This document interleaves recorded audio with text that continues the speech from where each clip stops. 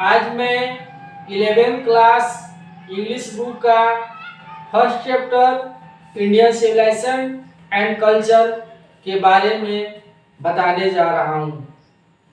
आज के इस वीडियो में वन लाइनर एक्सप्लेनेशन पर मैं डिस्कस करूँगा जो एग्जाम के व्यू से बहुत ही इम्पोर्टेंट होंगे।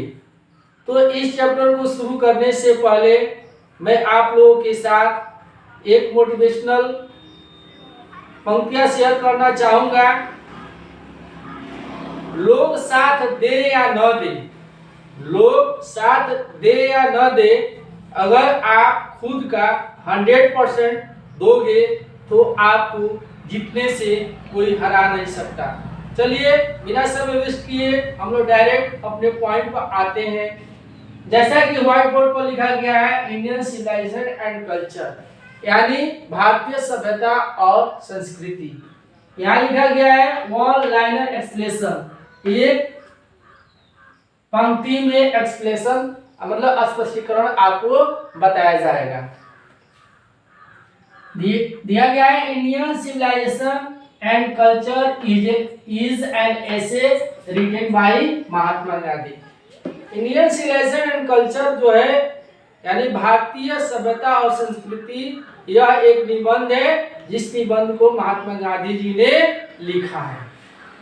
सेकेंड लाइन में दिया है Mahatma Gandhi was born in 1869 and pass away in 1948, यानी महात्मा गांधी जी का जन्म 2 अक्टूबर सन 1869 ईस्वी पोरबंदर में हुआ था। पोरबंदर यानी गुजरात में, और उनका निधन 30 जनवरी 1948 ईस्वी में उनका निधन हुआ था, जिसकी हत्या नाथूराम गोडसे ने कर दिया था।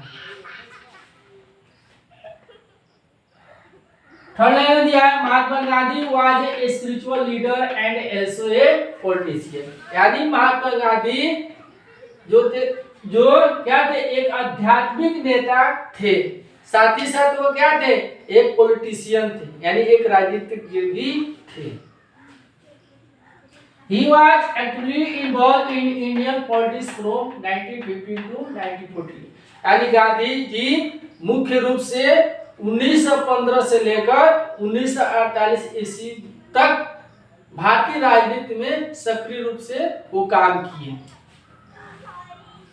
His autobiography is the title My Experiment with Truth, यानी उनका एक किताब है, उस किताब का नाम है My Experiment with Truth, सत्य के साथ प्रयोग। उन्होंने एक पुस्तक लिखा है और उसी पुस्तक से, उसी बुक से एक पार्ट लिया गया है जिस पार्ट का नाम है इंडियन सिविलाइजेशन एंड कल्चर, यानी एक अंश है। My experiment with truth Mahatma Gandhi ji का आत्मकथा उसमें लिखा गया है। In 1917 Gandhi ji went to Champaran to lead a movement, यानी गांधी जी 1917 ईस्वी में चंपारण चले गए एक आंदोलन को नेतृत्व करने के लिए। Mahatma Gandhi is known as the father of the nation of Bapu, Mahatma Gandhi को राष्ट्रपिता और बापू के नाम से भी क्या किया जाता है, जाना जाता है। और महात्मा गांधी को सत्य और अहिंसा के पुजारी भी कहा जाता है, क्योंकि वो सत्य पर विश्वास करते थे। उनका मानना था कि सत्य कभी पराजित नहीं होता है और एक दिन क्या होता है, सत्य की जीत होती है, यानी सत्यमेव जयते। महात्मा गांधी हो गए, Gandhi ji believe that Indian glory is immovable, unique and alive, Gandhi ji का मानना था कि भारत का जो गौरव है वो क्या है, इमूवेबल है, मतलब अटल है, यूनिक अद्वितीय है, एंड अलाइव जीवंत है, यानी भारत की सभ्यता जो है ये खूबसूरती है कि यहाँ की सभ्यता कभी समाप्त नहीं होगी।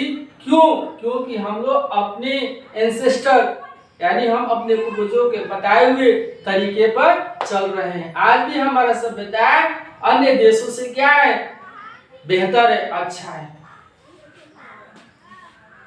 Indians have seen the fall of great civilizations such as Babylon, Syria, Egypt, China, Rome and Persia, Indians मतलब भारतीयों ने, इंडियंस ने देखा है कि बहुत से अच्छे अच्छे सभ्यताओं का क्या हो गया, पतन हो गया। जैसे रोम का साम्राज्य का पतन हो गया, सीरिया के साम्राज्य का पतन हो गया, इजिप्ट यानी मिस्र का पतन हम लोगों ने अपनी आंखों से क्या किया है, देखा है। लेकिन हमारी जो सभ्यता है, इंडियन सिविलाइजेशन, अभी तक हम लोग की सभ्यता कभी समाप्त अभी भी नहीं हुई है, ये उनका मानना है। Pharaohs were the rulers of the, pharaoh जो था वह इजिप्ट के यानी मिस्र का वह शासक था। Gibbon wrote the book titled The Decline and Fall of the Roman Empire about the downfall the Rome, यानी रोम के पतन के बारे में गिबन जो था एक क्या था, राइटर था। उन्होंने लिखा है कि रोमन की जो सभ्यता है, रोम की जो सभ्यता वो क्या हो गई, नष्ट हो गई, बर्बाद हो गई, उन्होंने खुद लिखा है। तो कहने का मतलब कि ये जो मैं आपका वन लाइन एक्सप्रेशन किया हूँ ये बहुत ही इंपॉर्टेंट है। अगर आप इसको माइंड में रखते हैं तो आप ऑब्जेक्टिव क्वेश्चन आपको बनाने में काफी हेल्पफुल होगी। मुझे लगता है कि ये आप लोग का मेरा बनाया हुआ वीडियो आप लोग के लिए काफी हेल्पफुल होगी। आज के लिए इतना ही। थैंक यू सो मच, बहुत बहुत धन्यवाद।